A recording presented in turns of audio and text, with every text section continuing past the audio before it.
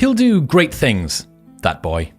That's what the village people said about him. Strong, coordinated, talented, smart and charming, the young man felt as though he could become anything he wanted. He stood tall with his shoulders back, and his blue eyes spoke of a steady self-confidence held deep within him. His body was strong, built tough through hours of intensive sword training. After endless hours of sword practice, he began to stroll through the village, back to his home. A number of girls waved to him as he walked by, and he politely waved back. Upon arriving home, he began sharpening his swords, ready for training the next day.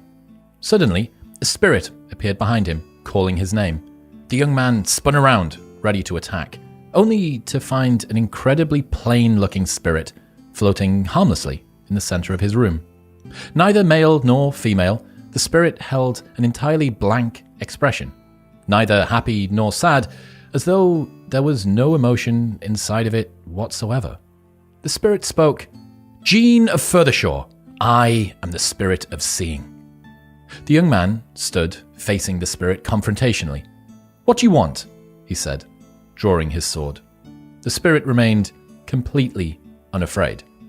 "Only to show you my powers. I can show you anything you can possibly imagine, for I am the spirit of seeing," the spirit replied plainly. The young man observed the spirit carefully. It continued to float passively in the air and seemed to pose no threat. "You can show me anything, huh? Show me the stables of Furthershore," the young man said curiously. The spirit blew a puff of smoke, and inside the smoke, the stables could be seen clearly. The image of the stables hung in the air for several minutes before disappearing. The young man smiled. "How interesting," he thought to himself. Another idea immediately came to his mind.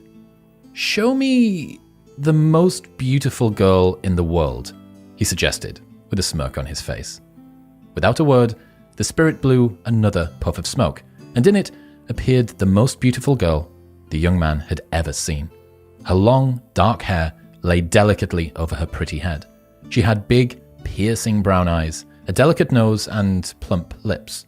One hand lay perfectly on the hips of her gorgeous, hourglass figure. The young man's pupils dilated as he stared at the girl in wonder for a full 5 minutes. Remembering where he was, he cleared his throat and composed himself once again.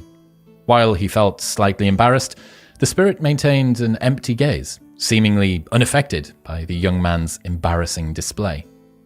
Another idea entered the young man's mind. "Show me a great warrior," he commanded.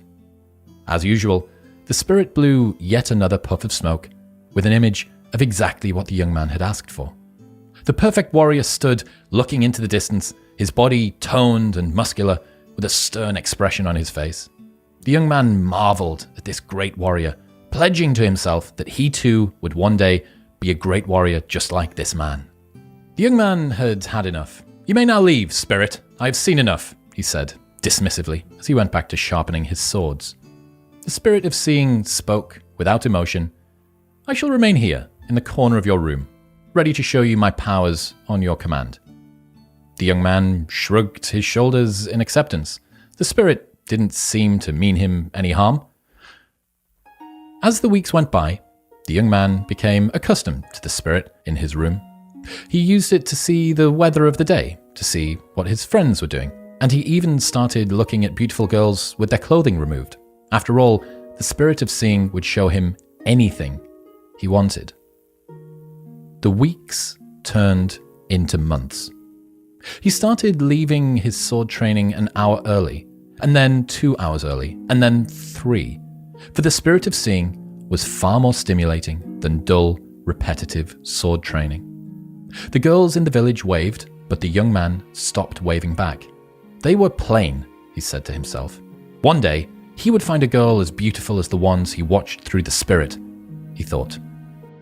He began using the spirit to watch great battles. He cheered aloud as his favorite hero turned the tide of the skirmish at the very last minute, watching with eagerness, thinking that one day soon, he would lead his own army into battle.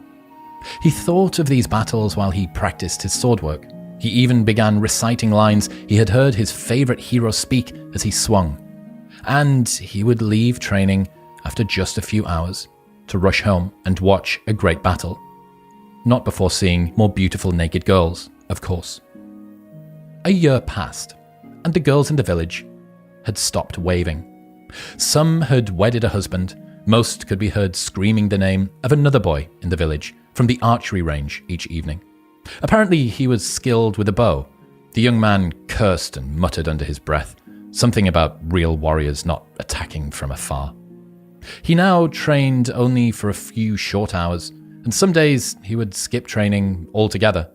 He would walk at a quick pace through the village to get home, uninterested in exchanging pleasantries with the village folk.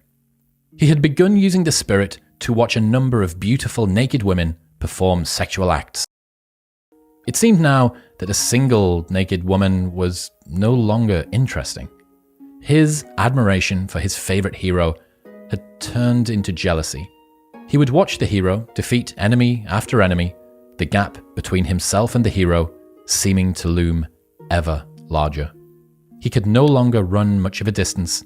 His shield felt heavy. His sword skills no longer matched other warriors of his own age.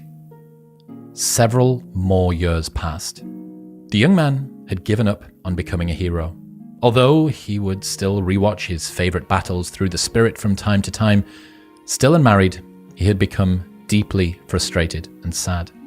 His sword lay quietly in the corner of the room, collecting dust. On the night of his 30th birthday, the man, nearing the end of his youth, sat alone in his room, feeling worse than he had ever felt. The clock struck 12. Suddenly, the spirit of seeing began to laugh. The man was startled. The spirit had never laughed before. In fact, it had never shown any emotion whatsoever. He looked up at the spirit, who caught his gaze. Slowly, the spirit of seeing grew a wide smile. For the first time in 10 years, the spirit spoke. "My work here is done," it said in a deep voice. "What are you talking about, spirit?" the man spoke, fearfully. The spirit laughed again. "I shall reveal what I have kept secret for the past 10 years. I am the ultimate concentration of evil. I am the root of all the darkness in this world. I am the devil himself," the spirit spoke pridefully. The man became terrified, his mouth wide open and speechless. "A demon will attack this village tonight. A prophecy foretold that you were the one destined to defeat it. But it is I that has defeated you. And now the souls of this village are mine," the spirit spoke with a tone of utter glee. "Why wait 10 long years?" the man asked in a shaky voice. "Why not fight me face to face the first time we met?" The spirit let out another laugh. "If I had fought you face to face, you would have conquered me, but I am cunning, and that slow drip of poison given to you through the means of endless fantasy has rendered you too weak to fight. And now, this village is mine." The man could do nothing other than slowly sit down. A deep, dark pain settled inside his stomach, one that he knew would never go away. Only the devil himself could inflict the deep, tormenting, inner anguish he felt pulsing through his mind. The torture in his mind was too much to bear. He needed something to quell the pain. "Can I see those beautiful girls just one more time?" A wide grin grew across the devil's face. "Always."